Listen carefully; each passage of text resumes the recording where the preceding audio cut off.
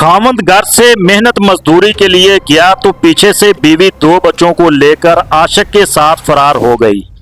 खामद को बच्चों की याद आने लगी। 6 दिन गुजर गए, कुछ पता न चल सका। थाना इलाहाबाद में अगवा का मुकदमा दर्ज। मेहनत कश नवीद की दुहाइयां, बच्चों की वापसी का मुतालबा कर दिया। हाँ जी, की ना है तुहाडा? नवीद अहमद कित्थों दा रहश? महला सलामपुरा वार्ड नंबर 7 कंगनपुर रोड का। इलाहाबाद दा? हाँ जी इलाहाबाद। ते की है मामला पेश आया? ये तेरी साथ बीवी ही- क्यों छड़ के गई? साढ़े 4.5 साल शादी ਨੂੰ ਹੋ ਗਿਆ ਨਾ, ਕੋਈ ਕਿਸੇ ਕਿਸਮ ਦੀ ਗੱਲ ਨਹੀਂ ਹੈਗੀ। ਠੀਕ ਹੈ, ਤੇ ਮੈਂ ਮਜ਼ਦੂਰ ਬੰਦਾ, ਮਿਹਨਤ ਮਜ਼ਦੂਰੀ ਕਰਨਾ। ਠੀਕ ਹੈ, ਬੱਚਿਆਂ ਨੂੰ ਲਿਆ ਕੇ ਖਵਾਉਣਾ ਕਮਾ ਕੇ। ਤੇ ਇੱਕ ਵਾਰੀ ਮੈਂ ਗੱਲ ਵੇਖੀ ਸੀ ਫੋਨ ਤੇ, ਗੱਲ ਕਰਦੀ ਪਈ ਸੀ। ਠੀਕ, ਮੈਂ ਮਨਾ ਕੀਤਾ ਤੇ ਮੈਨੂੰ ਜਿਹੜਾ ਨਾ ਉੱਡ ਕੇ ਪੈ ਗਈ ਅੱਗੋਂ। ਠੀਕ ਹੈ, ਤੇ ਮੈਂ ਆਪਣੀ ਸੱਸ ਨੂੰ ਦੱਸਿਆ, ਸਾਰਿਆਂ ਨੂੰ ਦੱਸਿਆ, ਉਹਨਾਂ ਨੇ ਮੇਰੇ ਨਾਲ ਲੜੇ ਨੇ। ਠੀਕ ਹੈ, ਧੀ ਨੂੰ ਨਹੀਂ ਸਮਝਾਇਆ। ਤੇ ਮੈਂ ਕੰਮ ਤੇ ਆ ਗਿਆ ਸਰ ਜੀ। ਸੋਮਵਾਰ ਦਾ ਵਾਕਿਆ 8 ਤਰੀਕ ਦਾ। ਮੈਂ ਕੰਮ ਤੇ ਆ ਗਿਆ ਤੇ ਬੱਚੇ ਉਹਨੇ ਲੈ ਨੇ, ਤੇ ਕੱਪੜੇ ਬੱਚਿਆਂ ਨੂੰ ਵੀ ਪਾਏ ਨੇ, ਆਪ ਵੀ ਪਾਏ ਨੇ। ਤੇ ਵਾਲਦ ਮੇਰਾ ਜਿਹੜਾ ਦੁਕਾਨ ਤੇ ਬਾਹਰ ਬੈਠਾ ਸੀ ਮਹੱਲੇ 'ਚ, ਤੇ ਉਹਨੇ ਪੁੱਛਿਆ ਬੇਟਾ ਕਿੱਧਰ ਚੱਲੀ ਹੈ? ਉਹਨੂੰ ਕਹਿੰਦੀ ਮੈਂ ਅਬੂ ਅੱਡੇ ਤੇ ਚੱਲੀ ਹਾਂ ਤੇ ਮੈਂ ਆਣੀ ਹੈ। ਉਸ ਤੋਂ ਬਾਅਦ ਉਹ ਭਾਜੀ ਨਹੀਂ ਆਈ। ਵੜੀ ਕੇ ਯਾਨੀ ਕਿ ਉਹਨੇ ਮੈਨੂੰ ਫੋਨ ਕੀਤਾ। ਉਹਨੇ ਕਿਹਾ ਨਵੀਦ ਪੁੱਤਰ ਜੀ ਤੇਰੇ ਗਏ ਨੇ, ਤੂੰ ਤਾਂ ਨਹੀਂ ਘਲਾਇਆ? ਮੈਂ ਨਹੀਂ ਅੱਬੂ, ਮੈਂ ਕਿਤੇ ਵੀ ਨਹੀਂ ਘਲਾਇਆ। ਮੈਂ ਘਲਾਇਆ ਹੁੰਦਾ ਤੇ ਮੈਂ ਆਪ ਰਕਸ਼ਾ ਹੀ ਬਹਾ ਕੇ ਆਉਂਦਾ, ਜਾਂ ਮੈਨੂੰ ਛੱਡ ਕੇ ਆਉਂਦਾ, ਜਾਂ ਤੈਨੂੰ ਕਹਿੰਦਾ ਤੂੰ ਛੱਡ ਕੇ ਆ। ਉਸ ਤੋਂ ਬਾਅਦ ਮੈਂ ਬੜਾ ਪਤਾ ਕੀਤਾ, ਮੈਨੂੰ ਕਿਤੋਂ ਬੱਚੇ ਨਹੀਂ ਮੇਰੇ ਲੱਭੇ, ਮੇਰੀ ਬੀਵੀ ਵੀ ਨਹੀਂ ਲੱਭੀ। ਠੀਕ ਹੈ, ਬੱਚੇ ਕਿੰਨੇ ਨੇ ਤੇਰੇ? 2 ਬੇਟੇ ਨੇ, ਇੱਕ 1.5 ਸਾਲ ਦਾ, ਇੱਕ ਦਾ ਨਾਂ ਤੈयब ਅਲੀ, ਇੱਕ ਦਾ ਨਾਂ ਵਕਾਸ ਅਲੀ। 4 ਸਾਲ ਦਾ ਵਕਾਸ ਅਲੀ ਹੈ। ਠੀਕ ਹੈ, ਤੇ ਮੈਂ ਬੜਾ ਪਰੇਸ਼ਾਨ ਹਾਂ ਸਰ ਜੀ, ਮੈਂ ਮਾੜਾ ਬੰਦਾ। ਠੀਕ ਹੈ, ਮੇਰੀ ਹੈਲਪ ਕਰੋ ਤੁਸੀਂ।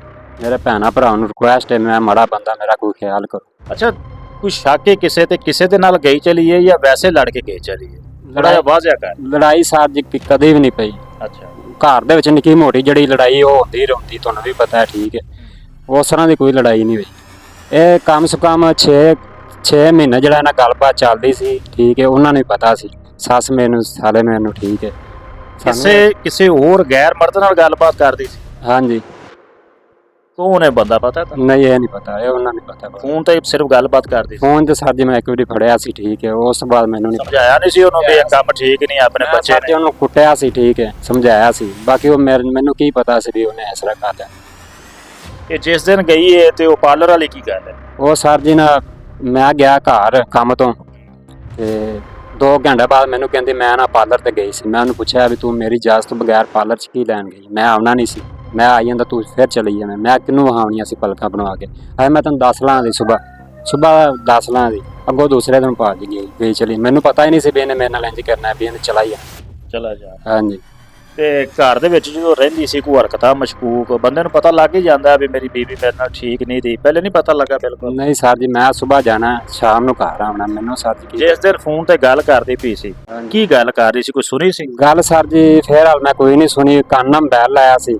ਮੈਂ ਅੰਦਰ ਐਂਟਰ ਹੋਇਆ, ਦਵਾ ਦਾ ਪੁੱਛ ਜਿਹੜੀਆਂ ਵਾਲਾ ਦਰਵਾਜ਼ਾ ਉਹਨੇ ਬੰਦ ਕਰ ਲਿਆ। ਮੈਂ ਉਹਨੂੰ ਪੁੱਛਿਆ ਕੌਣ ਹੈ? ਕੋਈ ਨਹੀਂ, ਕਾਲ ਕੱਟ ਕੇ ਉਹਨੇ ਮੈਨੂੰ ਫੜਾ ਦਿੱਤਾ। ਮੈਂ ਪੁੱਛਿਆ ਕੌਣ ਸੀ? ਮੇਰਾ ਭਾਈ ਸੀ। ਉਹ ਨੰਬਰ ਬੈਕ ਮਲਾਇਆ, ਉਹਨੂੰ ਬੰਦੇ ਨੂੰ ਕਾਲ ਕਰ? ਸਰ ਜੀ ਉਹ ਨੰਬਰ ਹੀ ਕੱਟਤਾ ਸੀ ਉਹਨਾਂ। ਅੱਛਾ, ਨੰਬਰ ਯਾਨੀ ਕਿ ਕੱਟ ਕੇ ਤੇ ਤੁਹਾਨੂੰ ਬੈਕ ਫੜਾ? ਹਾਂਜੀ। ਯਾਨੀ ਕਿ ਕਿਸੇ ਗੈਰ ਮਰਦ ਨਾਲ ਉਹਦੇ ਨਜਾਇਜ਼ ਤਾਲੁਕਾਤ ਸੀ। ਹਾਂਜੀ। ਤੇ ਉਹ ਤੈਨੂੰ ਛੱਡ ਕੇ ਤੇ ਆਪਦੇ ਬਾਲ ਲੈ ਕੇ ਤੇ ਫਰਾਰ ਹੋ ਗਈ? ਹਾਂਜੀ ਸਰ। ਫਿਰ ਉਸ ਤੋਂ ਬਾਅਦ ਜਦੋਂ ਤੈਨੂੰ ਪਤਾ ਲੱਗਾ ਉਹ ਵਾਪਸ ਨਹੀਂ ਆਈ, ਫਿਰ ਕੀ ਕੀਤਾ? ਫਿਰ ਸਰ ਜੀ ਮੈਂ ਥਾਣੇ ਗਿਆ।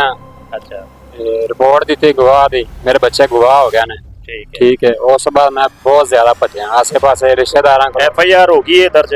FIR ਹੋ ਗਈ ਦਰਜ। ਹਾਂਜੀ। ਕਿਤੇ ਇੰਜ ਤਾਂ ਨਹੀਂ ਸੀ ਕਿ ਘਰ ਦੇ ਵਿੱਚ ਬਹਿ ਕੇ ਉਹਨੇ ਅਦਾਲਤ ਦੇ ਵਿੱਚੋਂ ਖੁਲਾ ਲੈ ਲਈ ਹੋਵੇ, ਤਲਾਕ ਲੈ ਲਈ ਹੋਵੇ, ਤੈਨੂੰ ਪਤਾ ਹੀ ਨਾ ਲੱਗਾ ਹੋਵੇ? ਨਹੀਂ, ਇਸ ਤਰ੍ਹਾਂ ਦਾ ਕੋਈ ਮਾਮਲਾ ਨਹੀਂ ਸਰ। ਇੰਜ ਨਹੀਂ? ਨਹੀਂ। ਤੇ ਫਿਰ ਉਹ ਸ਼ਾਦੀशुदा ਇਹਦੀ ਛੇਤੀ ਕਿਸੇ ਨਾਲ ਜਾ ਨਹੀਂ ਸਕਦੇ? ਸਰ ਜੀ ਉਹਨਾਂ ਦਾ ਬੱਚਿਆਂ ਗੱਲ ਪਹਿਲਾਂ ਕਰਦੀ ਸੀ, ਉਹਨਾਂ ਨੇ ਉਹ ਵੀ ਪਤਾ ਮੇਰੇ ਬੱਚੇ ਨੇ, ਮੇਰਾ ਮੀਆਂ ਠੀਕ ਹੈ, ਕੰਮ ਕਰਦਾ, ਮਿਹਨਤ ਕਰਕੇ ਲਿਆ ਕੇ ਦਿੰਦਾ। ਉਹ ਤਾਂ ਉਹਨੂੰ ਸੋਚਣਾ ਚਾਹੀਦਾ ਨਾ। ਤੇ ਕੰਮ ਕੀ ਕਰਨਾ ਤੂੰ ਆਪ? ਮੈਂ ਸਰ ਜੀ ਰੰਗ ਦਾ ਪੇਂਟ ਦਾ ਹੀ ਕੰਮ ਕਰਦਾ। ਪੇਂਟ ਦਾ ਕੰਮ ਜੀ।